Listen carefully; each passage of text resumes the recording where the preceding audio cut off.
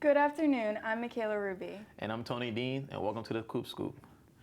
The Wall Street Journal has recently ranked colleges and universities across the nation based on many different factors. Here at the Coop Scoop, we did a deep dive to see how the students are feeling. Let's check it out. All across campus, students are feeling very excited over the recent Wall Street Journal article that ranked the college 26th out of 500 among colleges and universities across the nation. Schools like Duke, Vanderbilt, and Cornell couldn't even get that high. I'm Ryan Coluccio with the Coop Scoop, here to give you the latest. Wall Street Journal ranked each university based on how well they set up their students for success in graduating. As of 2024, the University of Delaware had a graduation rate of 82.5%. and 73% among students who are four-year undergrads. It is clear that UD is committed to academic excellence as they offer over 150 undergrad programs that challenge students to think critically and creatively. Obviously, close proximity, good programs, close to home. Gives that big school but not too big vibe, so I kind of like it for sure. It's not just academics and research that make UD stand out. A thriving campus community with over 400 student organizations and a deep sense of school pride helps students feel connected and engaged in their college experience. I think for academically, yes, it's a good school for what I want to do in healthcare and for a lot of other STEM majors. However, not all on campus feel the same. Some have mixed emotions about the recent ranking. I don't know how they came up with that number. We're ahead of a lot of prestigious colleges. It's definitely not academics, it's definitely not sports, definitely not parties. I don't know how they really came to that conclusion. To add to the accolades, UD was also ranked number 10 out of 235 best public universities according to the Wall Street Journal. As UD celebrates its incredible acknowledgement, it continues to build on its rich history, empowering students to become leaders in their fields and communities. I haven't seen every single school in the United States, obviously, but I think it's a pretty good ranking. My friends were surprised, but I really like it here, so. It's in the classroom, on the field, or in the research lab. UD is proving why it deserves the national recognition it's getting. From Newark, Delaware, with the Coop Scoop, I'm Ryan Coluccio. With high rankings comes more enrollment. An increase in students is expected and housing is in high demand, causing students to scramble to find a place on campus. Check out a glimpse of students' opinions and make sure to tune in next episode to get the full scoop. Today I caught up with UD sophomore Julia to get her input on housing. I think a little complicated.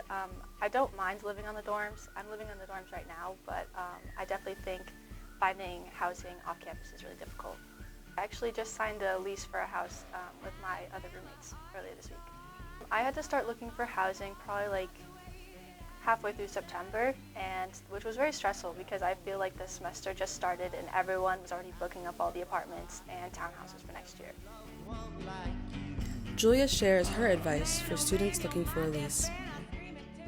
For people to make friends and get to know people and see how they like UD before they have to worry about the stress of living next year.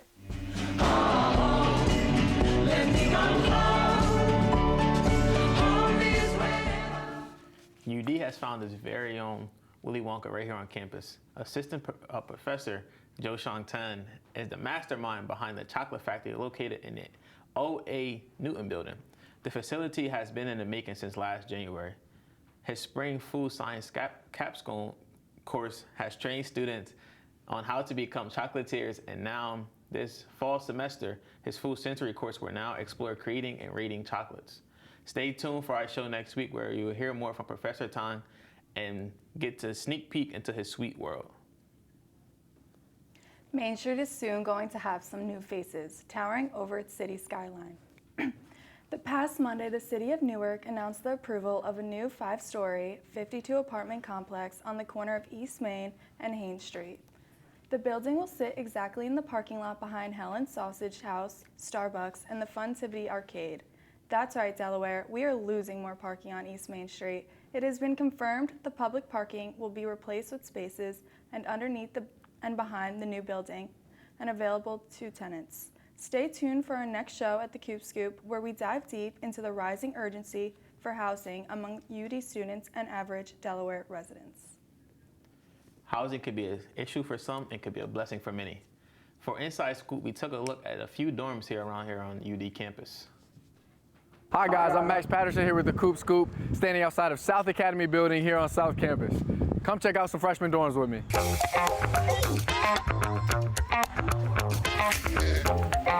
We are inside South Academy building, and I'm here at Lexi Silver's door, who's offered up her dorm to show us. Come on in.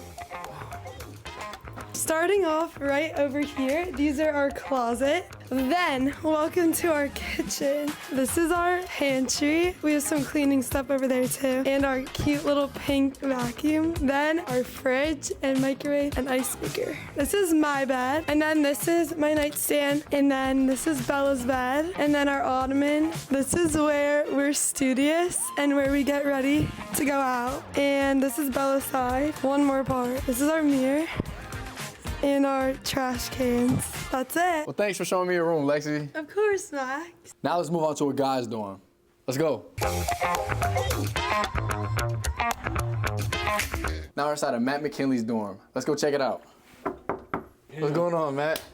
Good, bro. Got a shoe collection right here. Good gaming setup, Xbox, PC, controllers, headset. You gotta have some, you know what I'm saying, some stuffies. Make you sleep right, make you sleep good. Peep the posters, peep the wall. After school, teacher told me something very inspirational.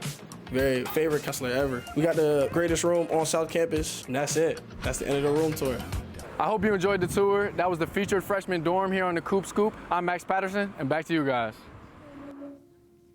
A new addition was recently made to the Carpenter Sports Building. UD is hoping to make the spaces more accessible for those with disabilities. The Coop Scoop team went to check out the space. The Little Bob Gym is arguably one of the most popular spots on campus. The 3-floor building is stacked with fitness equipment for students to work on their physical and mental health. Recently, though, rising concerns were brought up about how accessible the gym actually is for all students. UD is no stranger to accessibility issues, but now with new added equipment to the gym, they're hoping to make it a more inclusive space for students. Associate Athletic Director and Director of Recreation, Adam Gines, worked closely with this project and helped put it into motion.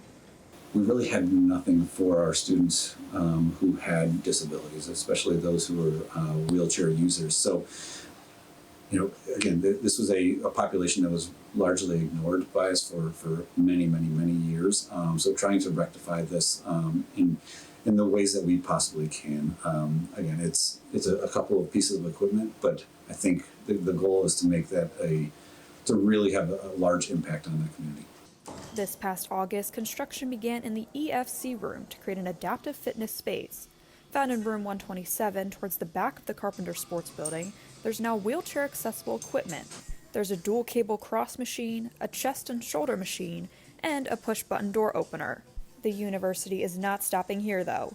Gines says they are still looking for other ways they can expand.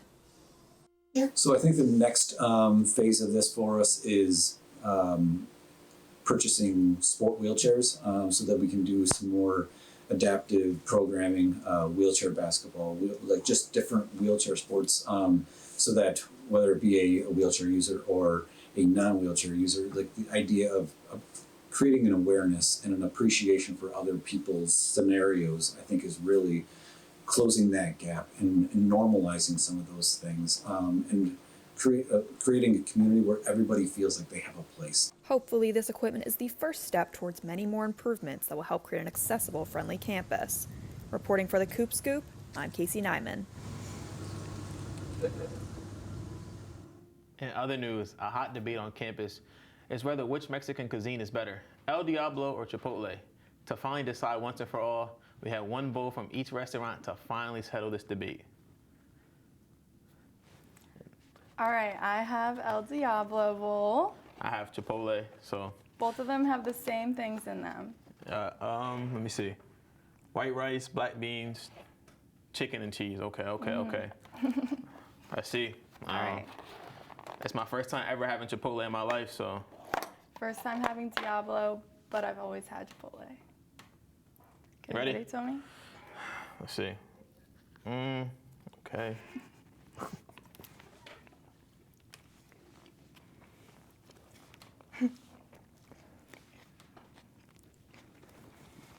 You want me to be honest with you here? I'll try the El Diablo first before I give my opinion. I don't know as of right now.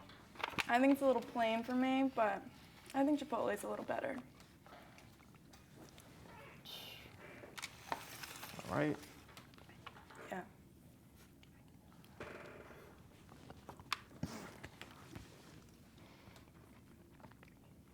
Okay. El Diablo better. Chipotle. I'm gonna give it 100. I'm gonna give you like a little like Keith Lee review here. So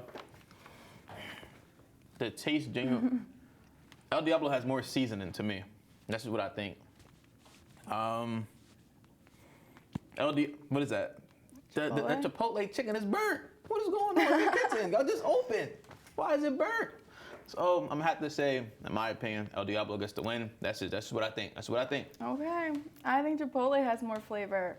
I love the taste of the rice. I like a little crispy chicken. I think it's overly a lot crispy better. to me, but Okay. I think it's perfect. I don't know about that one. I don't know if I can agree. Whatever. Oh, that's rough. It's a rough bowl. It's not that good, but I don't know why. It is overhyped in my opinion, but.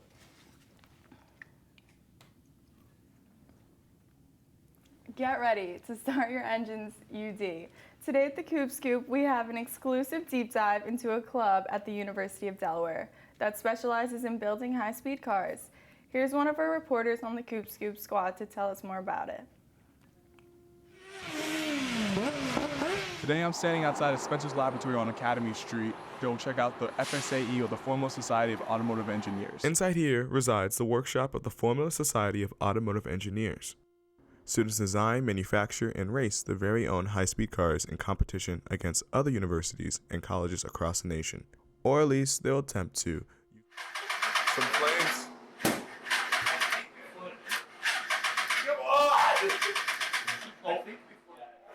This is what we in engineering terms refer to as very bad.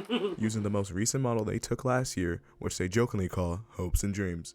Senior designer Nick Amato gave me a brief description of where they got the idea for the name. So it runs on hopes and dreams. Would you guys say that's like your motto for this? Yeah, something like that. The president of the organization, Alexandra Alatzos, and one of their senior designers, Nick Amato, took the time to sit down and talk with us about the FSAE. Alexandra mentions how the organization has brought great attention to university and is a big reason why engineering students decided to enroll at UD in the first place. And we bring a lot of attention, especially for engineering students. Like, we have kids come in all the time saying this is kind of what drew me to Delaware for engineering. But that value they bring the university isn't always translated back into the proper amount of funding needed. What we're building is not worth $800 that they give us. We bring a lot of attention. We kind of need a car to bring that attention. We can't make a car without money, so. This forces them to split their time and focus between engineering and designing for the race and finding sponsorships. Big ticket item, we got our wing. So we got our lovely sponsors, and then you've got our... In our interview, we were able to learn about the ins and outs of the organization. So we design, manufacture, and race a purpose-built race car every year in Michigan, every May, against around 130 other schools in the country. What they love and enjoy about being part of the FSAE. Everybody in this club, it's great community. The community is definitely the best aspect. Everybody's really nice, really welcoming. We're all here for the same reason. We like cars, so... I love the manufacturing part of it. It's just a lot of like hands-on stuff. You don't really get anywhere else. Like, you're making a race car, but this is pretty cool. Like, you're getting actual hands-on experience with different things that you probably wouldn't get in another school. They want to emphasize how anybody, engineering major or not, is welcomed and needed as a part of this organization. Don't be afraid to join, and don't be afraid to just walk in and ask us for help, because that's how all of us ended up here. That's how we kind of got involved. Just get involved. Like, I've met so many of my friends here. Everybody's welcome. We need like outreach, we need marketing people, we need communications people, because we're, engineers, like finance and business and that kind of stuff. We need you guys because we're terrible at it. And it's a totally different club than a lot of clubs on campus. Like, it's a whole different experience. We're not scary, we promise. In Newark, Delaware, this is Brandon Barabita from the Coop Scoop, signing off. Lots to see here at UD and lots more to come. Tune in next time for the Coop Scoop. I'm Michaela Ruby. And I'm Tony Dean. See you next time.